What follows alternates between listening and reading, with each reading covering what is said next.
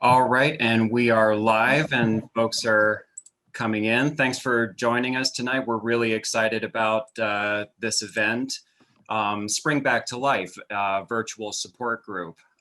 Tonight we are very lucky to have three of our very talented therapists with us, Krista Culp, who's a speech language pathologist with TheraPlay, Samantha Bell, who's a physical therapist, also with TheraPlay, and Marcy Legath, who's a occupational therapist with TheraPlay. I'm Jason Travers.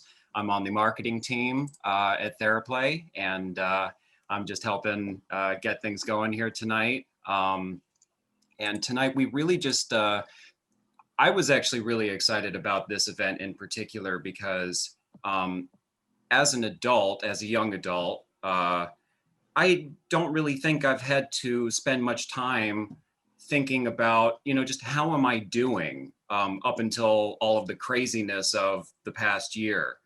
2020 was, extremely difficult for a lot of people. And I found it incredibly important during last year and into this year, really taking some time to focus on myself.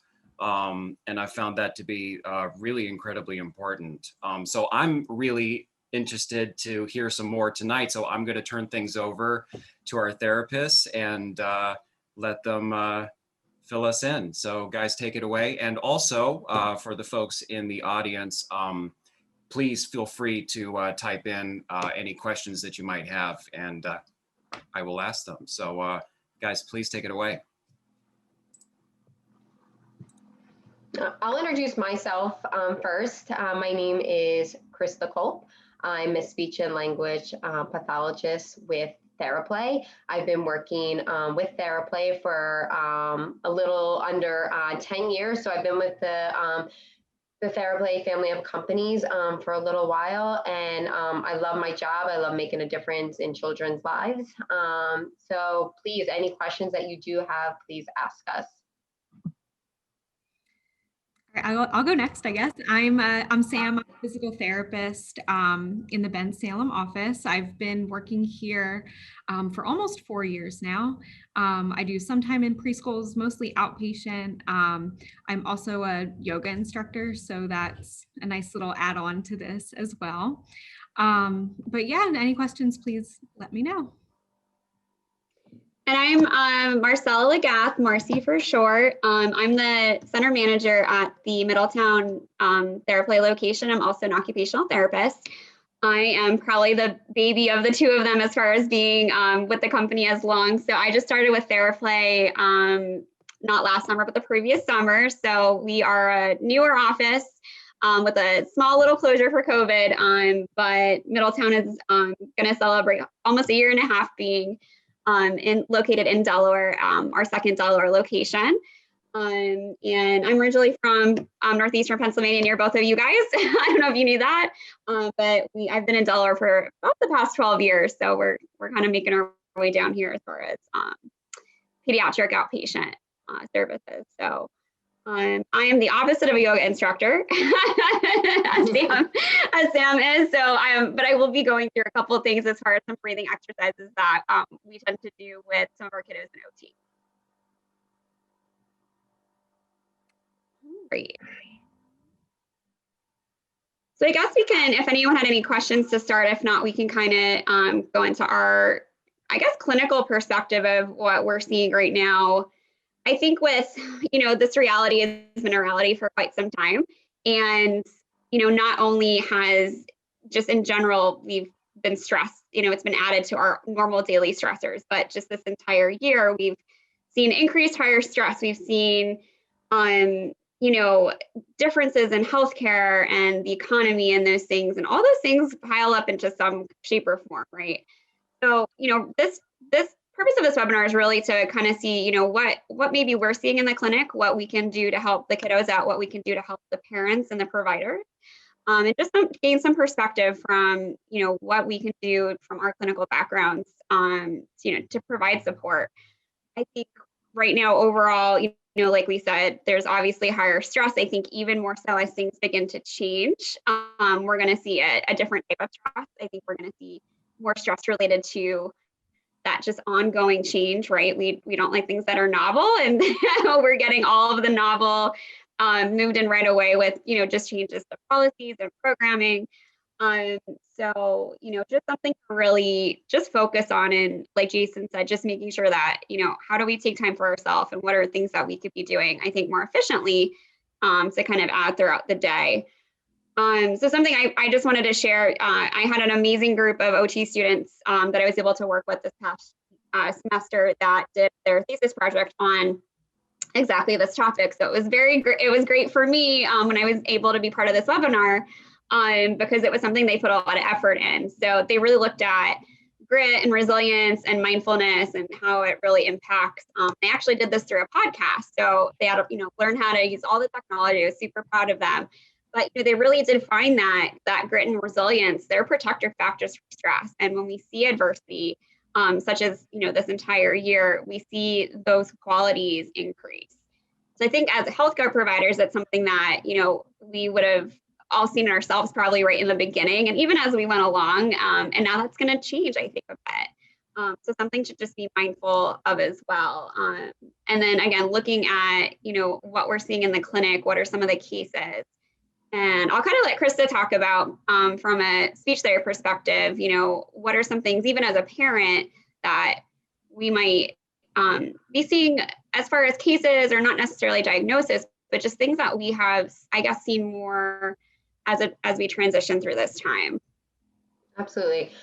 Thank you, Marcy. And just kind of going along with what you were just talking about with change, and a lot of things that we see with our kiddos who can't do well with change. They like their routine. So we've been seeing that a lot. Sometimes kids are in school, they're out of school, now they're on Zoom, or they just don't understand in the beginning why they can't see family and friends. So some of the things that I've been doing, especially during the pandemic, as we've been working, is a lot of social stories. They try to explain to these kiddos, kind of what's going on. Why are we washing our hands so much? Why we can't hug our grandparents? Why can't we go to school? And those kinds of things. So social stories have been huge in us just explaining this unknown world that we were living in for the past year. And then now I foresee that kind of happening as we start to dive into more of a pre-COVID kind of way. But some of the other things that I have been noticing more in the clinic, now that things are opening up a little bit more, is we're starting to see a little bit more early intervention cases. And this is early intervention is considered birth to 3 years old. We do see these kiddos in the office, but TheraPlay does have early intervention services in some of our surrounding counties. So early intervention outside of the clinic is a parent-based model. It's a parent coaching model.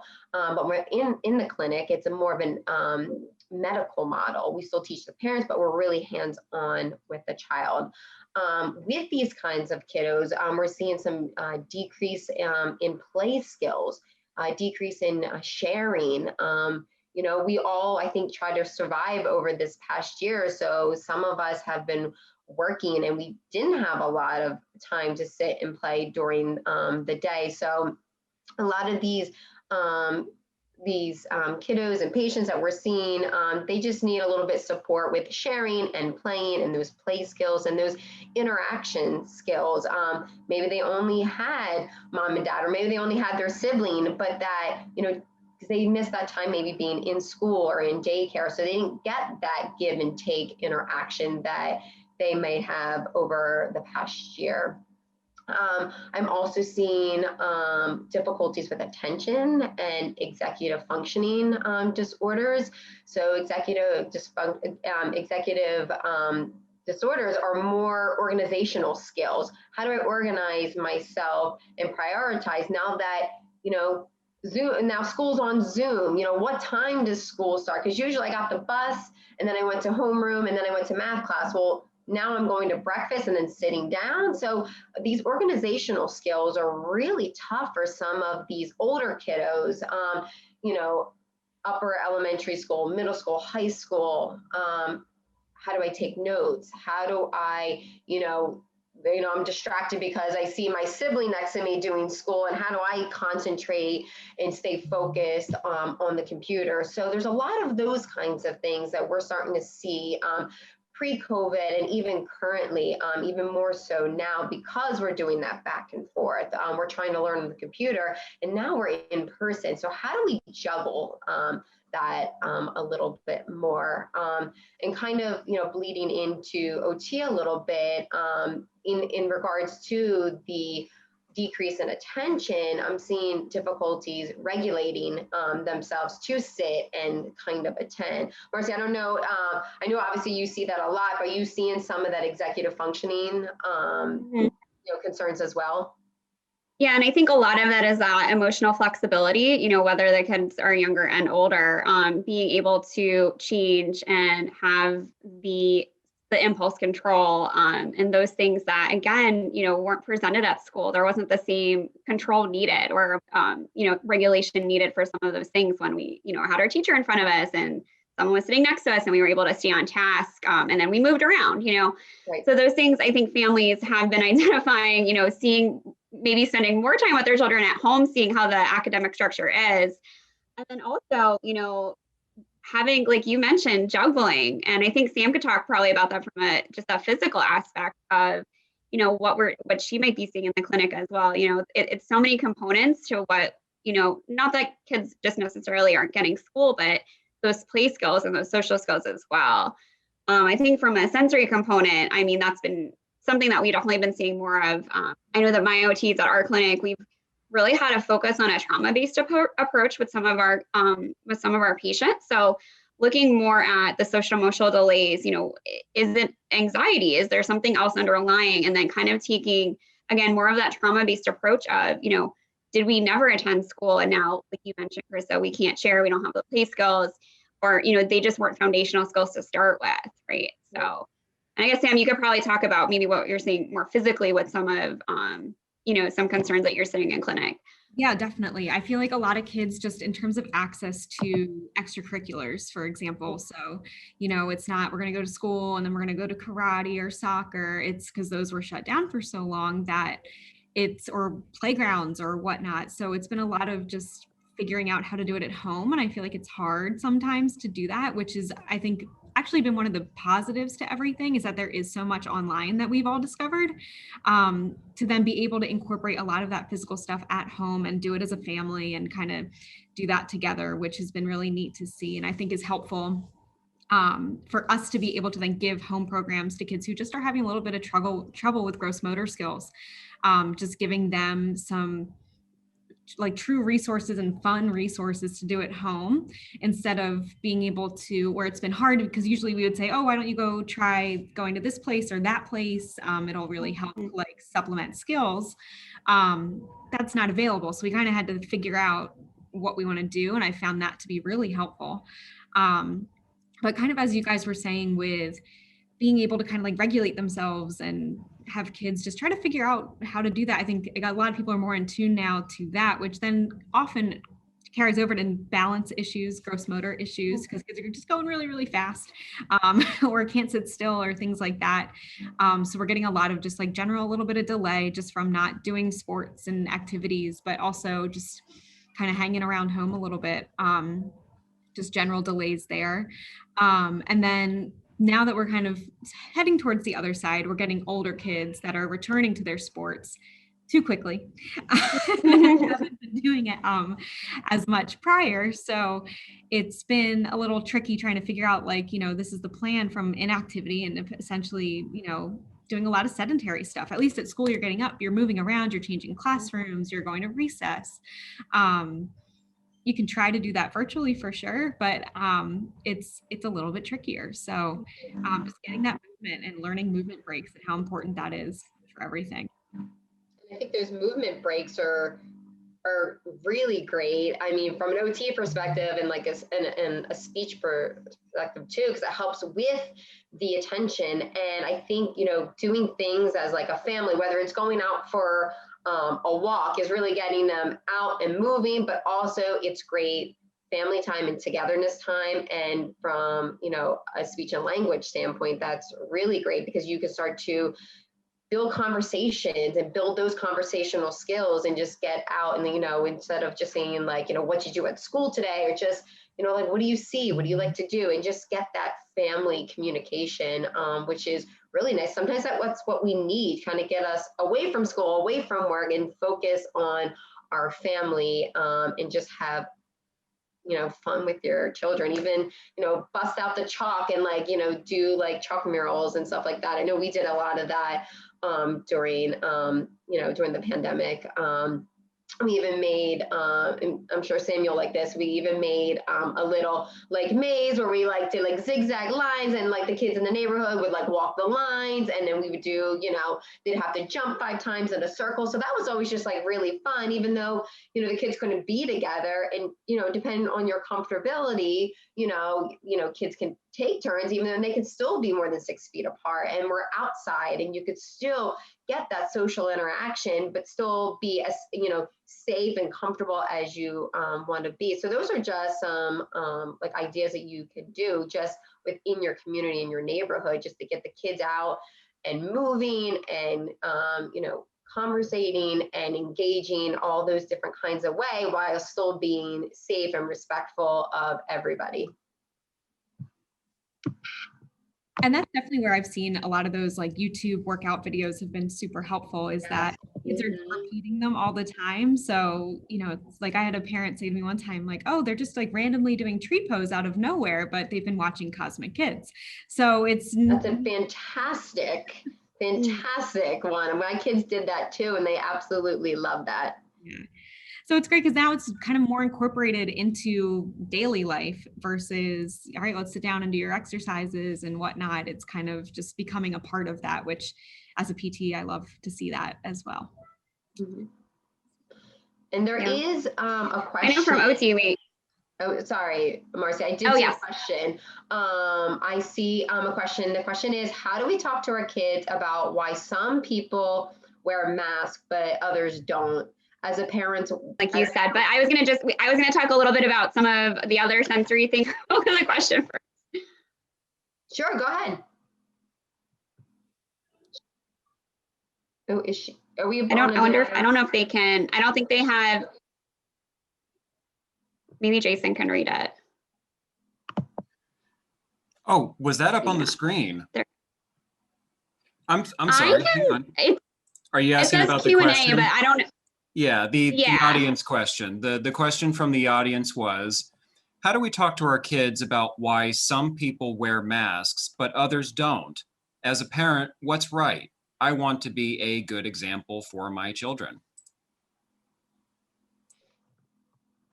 I could definitely take part of this question. I think it also depends on what age the child is. So if they're preschool, you know, kind of alter how you're going to talk about, you know, why people wore masks in the first place in general, you know, that there was an illness and why a mask, you know, protects people. And then now that there's a vaccine, you know, kind of, you know, your comfortability and what your family chooses. And like I said, depending on how old your child is, if they're even eligible to get a vaccine, or what's right for your family. So I think, you know, stating the facts as to why a mask is worn in general and why others are not, you know, that they're vaccinated or whatever, we're outside.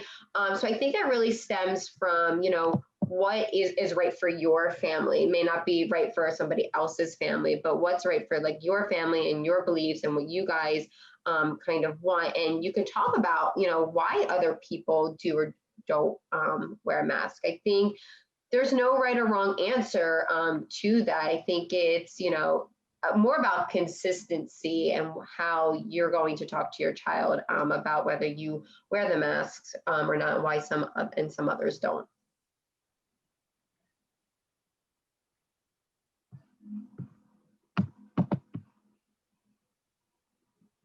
I think that was the only question.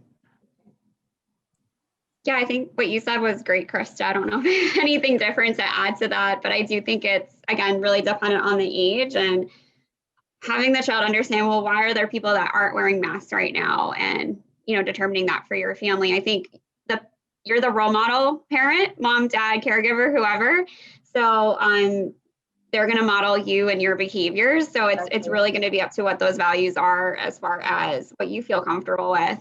But it's not been an easy conversation this whole time. They did not teach us in therapy school what to do about wearing a mask. I know it's been the biggest, from a sensory perspective, the kids are coming for you. My kid won't wear a mask. I don't know what to do. And I'm just like, we talked about different strategies and practicing and increasing the time and having it be something that they like.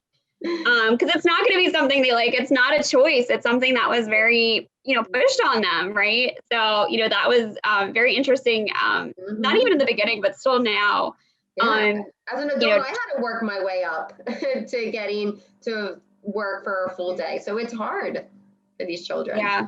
Just have to find that motivating factor. So, I do think, especially in our clinics, masks are going to stay. I just think from a healthcare perspective, not knowing just with the population, who's vaccinated, who's not vaccinated, just making sure we're keeping everyone protected, which, the company's done a fabulous job with this whole time. But, making sure that, when we go to therapy, we wear a mask because we're walking into, this is a place where there's germs versus maybe you're outside on playing soccer and the germs may be in the air, they're not in the air. There can be a little bit more wiggle room, I think, for a conversation there. Did you have anything to add, Sam? Nope, you guys covered it all. Okay. Although I will say it's been hard a little bit with some kids with just like the physical activity aspect of it. So that's just been something we're figuring out kind of as we go. But I get that. Yeah. It's not fun working out with a mask on. So no, not even for kids, just for but this whole time trying to do that as adults as well has been not super fun. So yeah, it makes sense. Yeah. Jason, were there any other questions? I actually had a question myself, sort of related to, masks, and now, a lot of people are going without masks as more people are getting vaccinated. There's just, it seems like all of a sudden there's a return to something approaching like normal life. And I know that there have been certain things that I've found actually really, really stressful. So I imagine that also does have to apply to some certain situations involving kids as well. Are you seeing that as we start to return to normal? I mean, you would think that would be, such a, a breath of fresh air, if you'll excuse the phrase, but, getting back to normal might actually be a source of stress.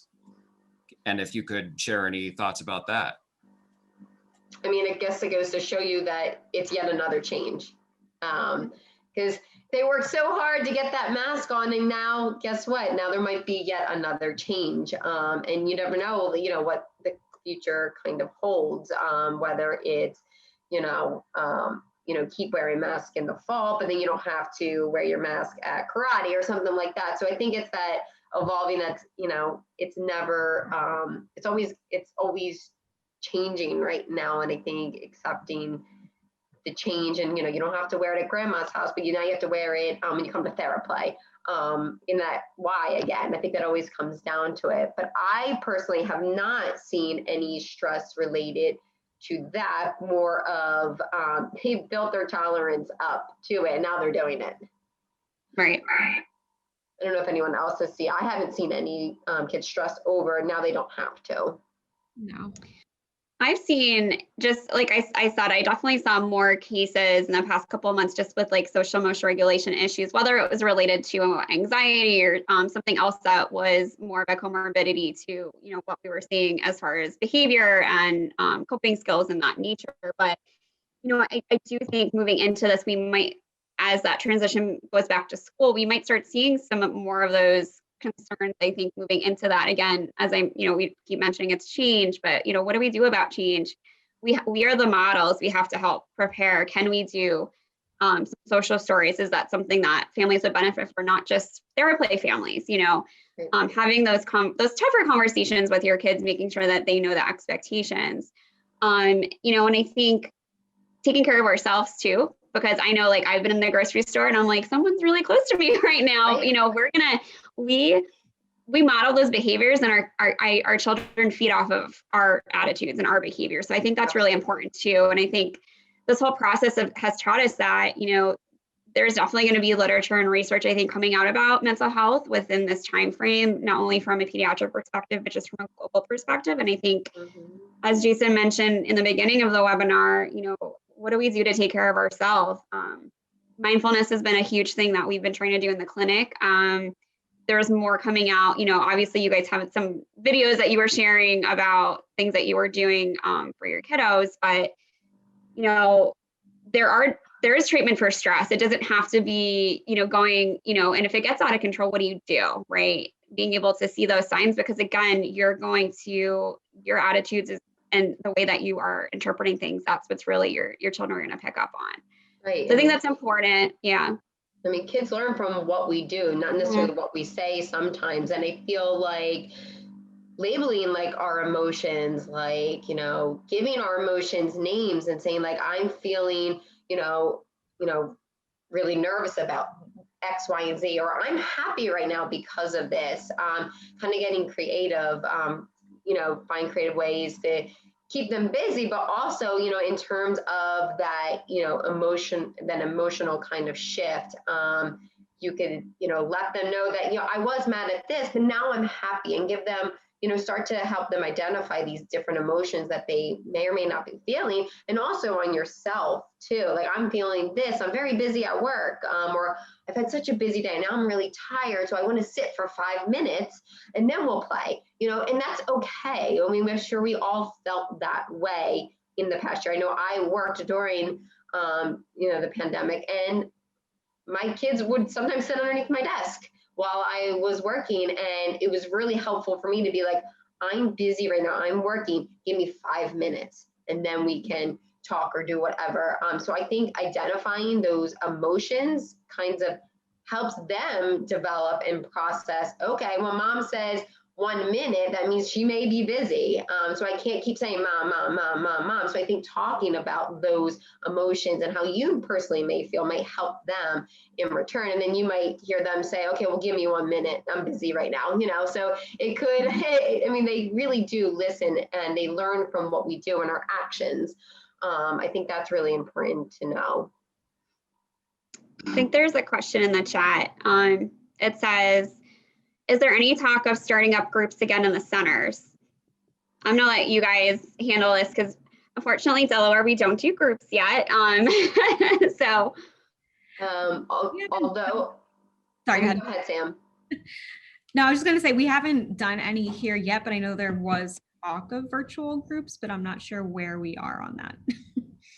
I'll agree with Sam. I don't know as of right now. I think this is something that we can, you know, now that this question has been brought up, we can definitely talk about it and then get that word out, you know, with the children being together, like in the center. I think that's hard right at this point, but we'll take that question and get back, and we will post it on social media or get it out to everybody when those groups do start. But I do, you know, agree that, you know, we should be starting those groups, you know, hopefully soon, because of everything that we're talking about, that, you know, the socialization and interaction in general is super important to these kids, especially now that they're going to have a break of summer coming up.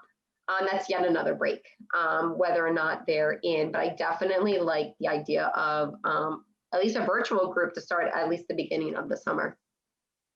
Yeah, I know that in our office, we don't offer groups, but we do work very closely with another provider who luckily has been just starting to run outdoor groups. So definitely check with your center if there's any other resources. You know, the group that we refer to, the provider we refer to is not OT, speech, or PT, but they do talk therapy, and they're doing a couple programs this summer. So I have been referring some of our patients there that I think could greatly benefit as to kind of supplement what we're doing in the clinic to work on those skills, you know, in contacts with peers. So, you know, that is something that the front desk can definitely help you with if you're looking for more resources. Yeah. I think that was the only other question.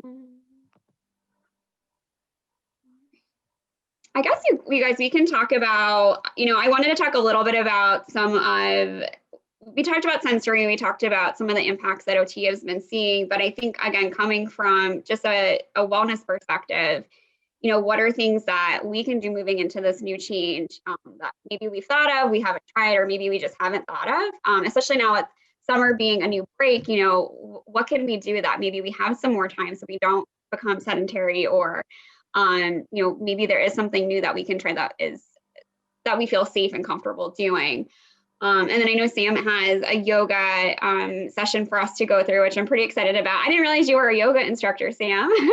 So, that's awesome. And I only say I'm the opposite of a yoga instructor because I used to teach Zumba, so it's it's like the opposite. So, and again, Krista had mentioned a lot about the movement breaks, and I've been getting questions a lot about, does my kiddo need a sensory diet, and what should they do, and how can they pay attention on Zoom? And I say, what, don't overcomplicate. Let's look at options. Let's look at things that don't necessarily take attention away, but they're going to help them just regulate. Maybe it's a small fidget. Maybe it's something that, again, they're doing some yoga poses in between. But a couple of things that came up, especially on the podcast that I mentioned earlier, talked a lot about using things such as isometric exercises, Sam, doing those kind of things, at our desk, right, in between Zoom calls, doing arts and crafts, doing yoga, again, talking about fidgets. I had a lot of conversation recently about light therapy and the benefits of that as another sensory support. We think about sensory, we think about things touching us and us eating things, or us touching other things, but it's not just those senses. There's a lot of other things that, we can kind of help regulate, or again, just alleviate stress a little bit. Thinking about temperature, when we're feeling nice and warm and cozy, or we're feeling very cold, and, sometimes being a little colder kind of helps our attention a little bit, right? So what does that look like from a perspective of, again, making sure that we have control over our emotions and control over our wellness. Again, looking at essential oils, therapy dough, those types of things. Those are great small fidgets to have, whether it's by the computer or, something in your pocket when, you do feel like, you just kind of have to do a reset. So I think that's important. I think, again, there's going to be a ton of literature coming up about this whole year, 2 years moving into about what this has really shaped, I think, from a healthcare provider, and then also for the families and the patients that we provide to.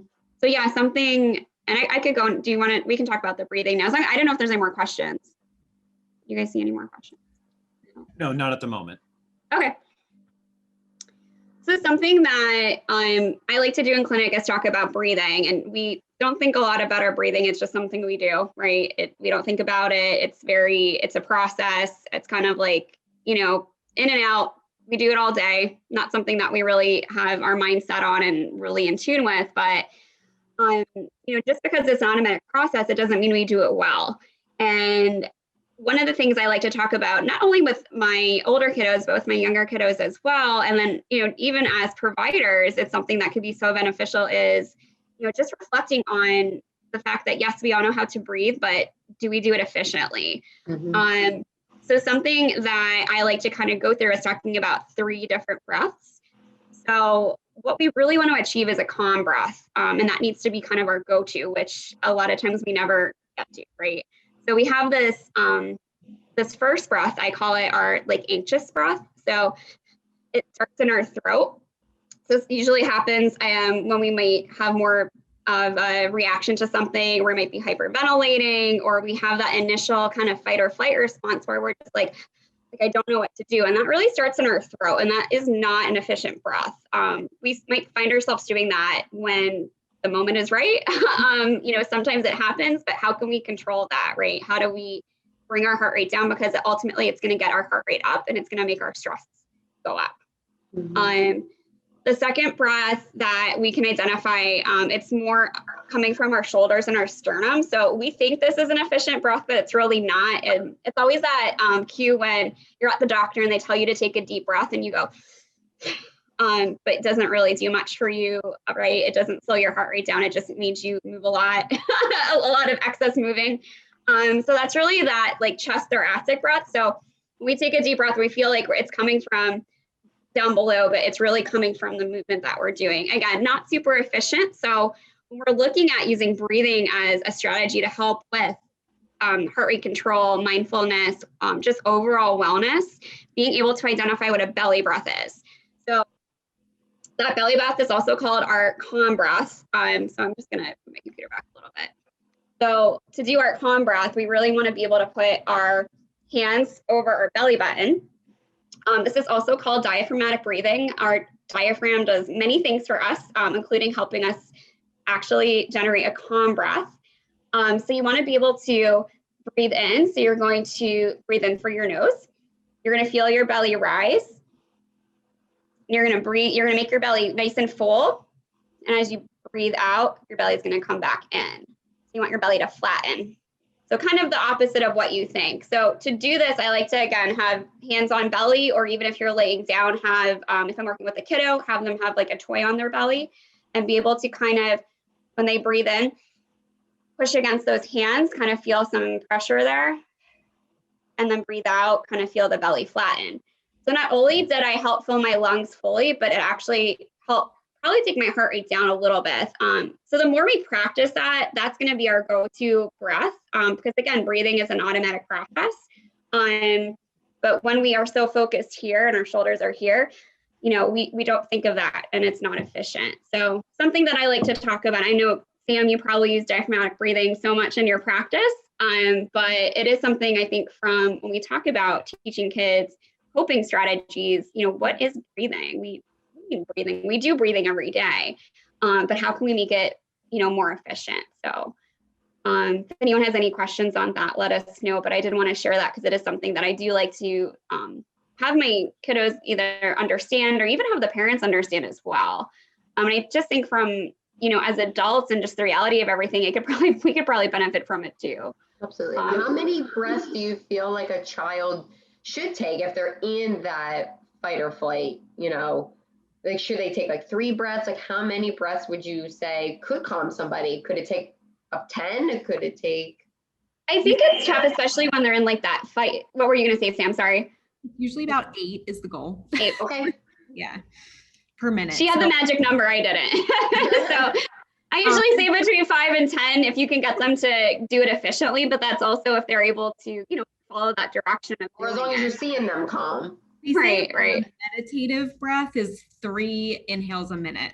So for just a calm breath, it's 8 inhales a minute. So there's a fun little activity you can do called 1 minute breath. So you just kind of lay there and you count your inhales for a minute, like no judging, no nothing. You just kind of count how many inhales you take, and then that's your baseline. And then you try to just practice it daily and see if you can get it down to that 8 to 10. So it's a nice little activity to try. I like that. That's great. Awesome. Yeah, it's a fun one. I try to use, I mean, I'm sure across all 3 of our disciplines, we encourage breathing to Absolutely everything. So it's really important in all areas, just for function. All right. Anyone have any other questions or comments? All right, so I was thinking we can move a little bit so we can get into the yoga portion. We'll use some of that breathing as well. So if everyone wants to kind of like sit down on the floor, just a little tiny space is good. We'll do some seated stuff and then nothing too crazy. Sound good? So I'm gonna move my stuff. And this here. All right. Everyone kind of see me okay? Looks great. Awesome. Okay, so we're just gonna start sitting. Put your hands on your knees, palms down or palms facing up. You can also put your hands on your belly, like Marcy was just saying, for that diaphragmatic breathing. Close your eyes or keep them open, whatever is comfortable, and just kind of check in. See how you're feeling today, the end of the day. Kind of settle into your breath. No judgment on it or anything or how you're feeling. Just kind of let everything settle. Take a moment to check in with yourself.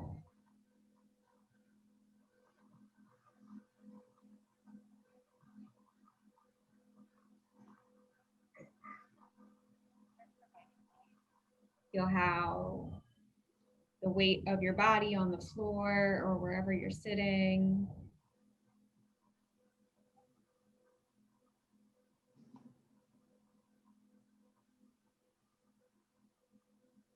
We're going to start with a little warm up of our arm movements. So what you're going to start with is your hands are going to come to your chest. Then you can interlace your fingers at your heart. And as you breathe in, you're going to press your palms down and then reach up towards the sky on an inhale. And as you exhale, slowly lower your arms, bring your hands behind your back, and extend your arms and lift your chest. Do that a few more times. Arms to or hands to heart, interlace your fingers, inhale, down and up, and exhale, arms float down, inhale, hands at low back and extend up. You can even look up, just feel a nice opening. Hands to heart.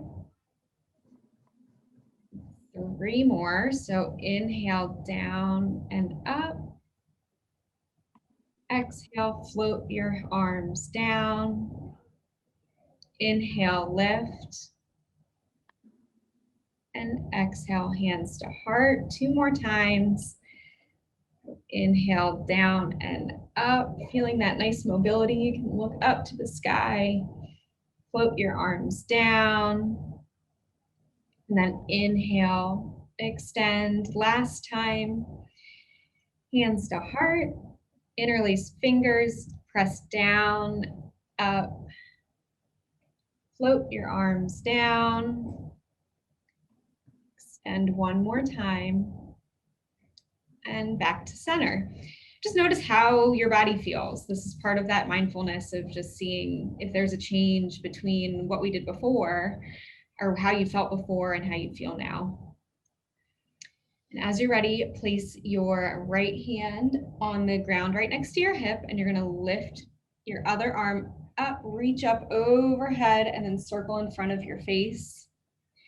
Inhale, reach up, and over on the exhale. Another little bit of fluidity up and down. The next time you reach up, inhale and hold. Find length through both sides of your body. Nice stretch here. You can close your eyes, you can open them. Feel that stretch on either side. And then back up to center. Place your other hand on the floor next to you. Lift your right arm up and over. Circle in front. Notice if there's any difference on either side. Inhale up and over. The sides of our bodies are not this often don't feel the same, and that's okay.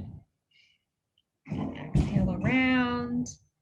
And inhale, reach up, and we're going to pause. Again, find that length on both sides. Even though you're bending towards the one side, you can still find some length here. Hold it for a few breaths.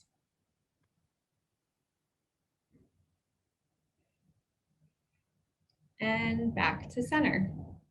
Now we're going to do just a little gentle twist. Again, just warming up that core and everything. So on an inhale, reach both arms up to the sky.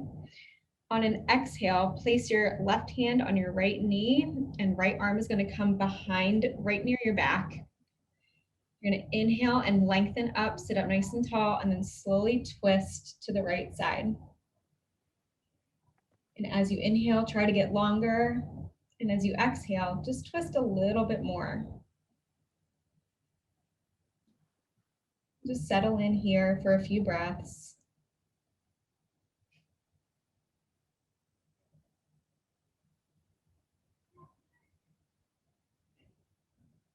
As you're ready, on the inhale, reach both arms up. And exhale, other side. Right hand to left knee, left hand on the floor behind your back. Nice and tall, and just gently twist. Doesn't need to be anything crazy. And breathe through it all.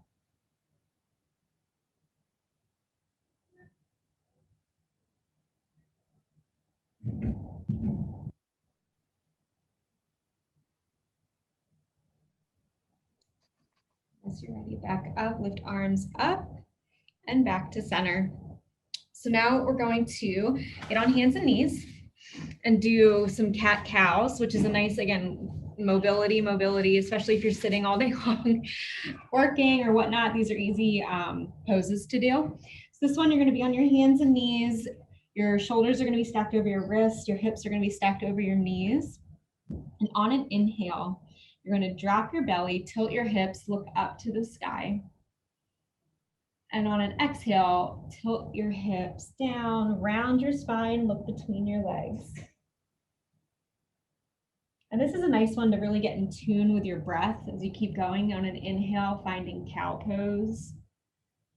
And on an exhale, finding cat pose. This can really help you just kind of link up those two, breath and movement,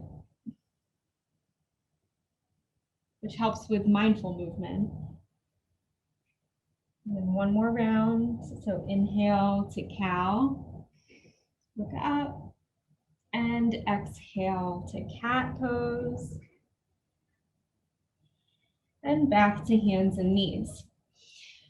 So now what we're going to do is go into downward facing dog. So from hands and knees, you're going to step back into a plank pose, bend your knees a little bit, and then lift your hips to the sky.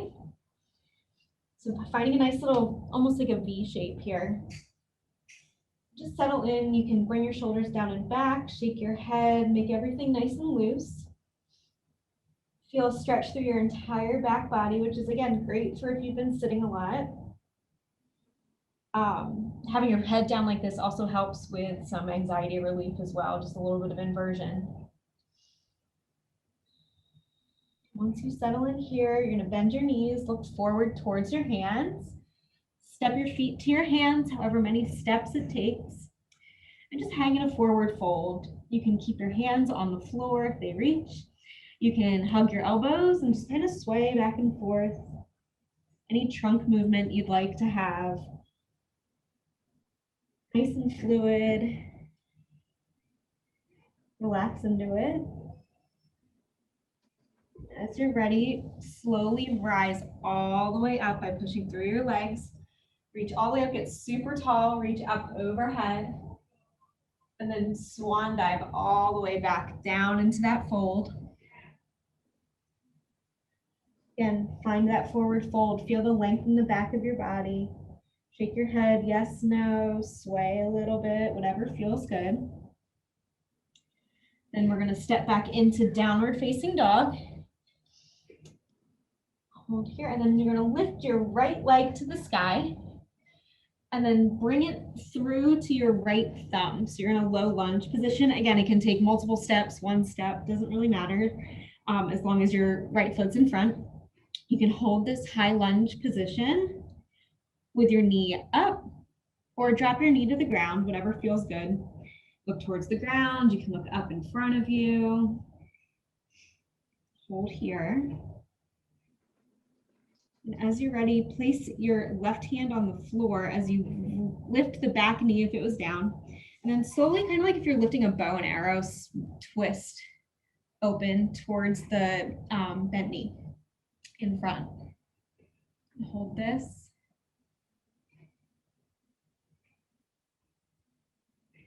You can look up, you can look down, you can look straight ahead, wherever feels comfortable for your neck.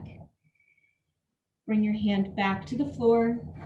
Step back, find downward facing dog again, and do on the opposite side.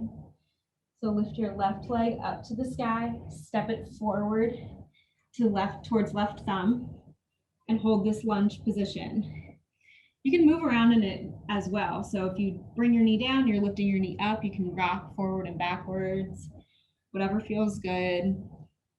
As you're ready, lift your back knee, place your right hand on the ground, and then twist open towards the knee. Neck in whatever position is comfortable.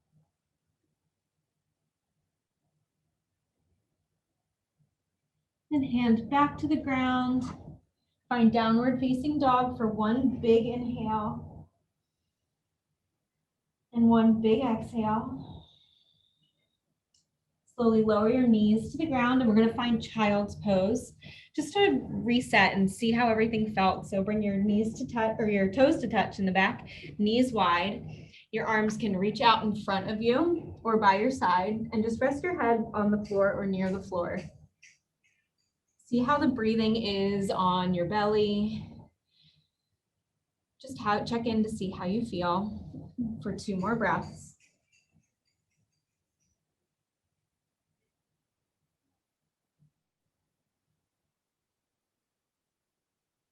And then slowly back up to sitting.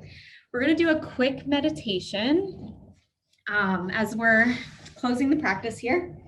So you can either sit on the floor, upright in a chair. If you are sitting in a chair, make sure your feet are flat on the floor and you're not leaning back into the chair. You have a nice upright position. I'm going to put a little timer on for us as well. So basically what you're going to want to do here is, so mindful meditation is, you can have your eyes open or you can have your eyes closed. If your eyes are going to be open, the gaze is down and forward about 4 feet in front of you, and just soft eyes. So you're not focusing on anything. You're not looking around the room. You're just kind of letting everything be. You're taking notice in your environment, which helps in those situations as you go about your day to kind of channel that mindfulness because you're walking around with your eyes open most of the time. So, being able to kind of live in your environment and deal with those stressors is why often the mindfulness meditation is practiced with eyes softly open. But you can do however you want today, whatever's comfortable. It takes a little bit of time to get used to meditating with your eyes open, but hands can rest again on your knees, palms up, palms down. You can lock your hands with your thumbs together and have it rest in your lap. Another component of mindful meditation is that the goal is not to omit all thinking. You're just meant to be. And if a thought comes in and you're walking down the grocery aisles in your brain, and all of a sudden you're like, oh man, here I go. Just no judgment or anything. Just say, oh, this is thinking, and label it thinking, and then move on. And try to reconnect to your breath, reconnect to a feeling of where you're sitting or where you're feeling the breath in your chest. I often feel it kind of like right at the base of my throat, and just use that as your anchor as we go through this short meditation. So again, any sort of feeling, you have an itch, you have a thought, just as soon as you notice it and notice that you stopped paying attention to your breath, label it, whatever it is, thinking, feeling, and then re-anchor yourself. So I'm just going to put on a little timer here for us. And there should be a little gong that goes at the end and the beginning. So when you're ready, you can start.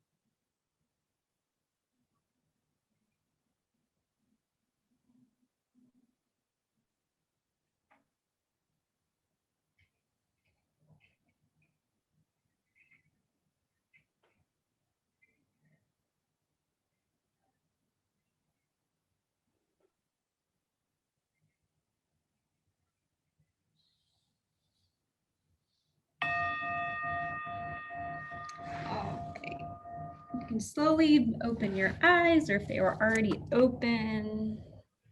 I hope you guys enjoyed your 3 minutes of quiet or whatever, or acceptance of any noise that you did have in the background, but hope you enjoyed it all. And there was a question, how long should you meditate for? Any amount counts. So the way I learned it is if you have 2 minutes, do 2 minutes. If you have 30 minutes, do 30 minutes. I typically will do at least 5 minutes a day.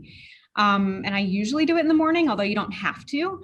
But I find that the effects of it really last the whole day, even if it's just 5 minutes in the morning. So there's some really nice apps that you can use that are free, that can either do guided ones or just a timer, kind of like what I was using today. But any amount counts. It's just about consistency. So as long as I would say for consistency, 5 days a week is really good. It's hard to say do 7 days a week because then you don't want to get down on yourself for not doing 7 days a week. So, give yourself some leeway there and aim for kind of like those 5 days a week for at least 2 to 5 minutes, whatever it is. Thanks, Sam. Yeah, you're welcome. All righty. I just wanted to pop back on here and just thank our panelists. This has been really great, you guys. I really enjoyed this, and I'm sure our audience did as well. If anybody still tuned in does have any questions, also a video of the recording of this is going to appear on our YouTube page, but then it is going to be shared across all of our social media, so you'll be able to find it. But if you have any questions, please feel free to drop them wherever you do encounter a copy of the video. And we'll certainly get back to you. But again, thank you to Sam, Krista, and Marcy. This was really great, and thanks everybody for joining us tonight. Thank you. Thank you.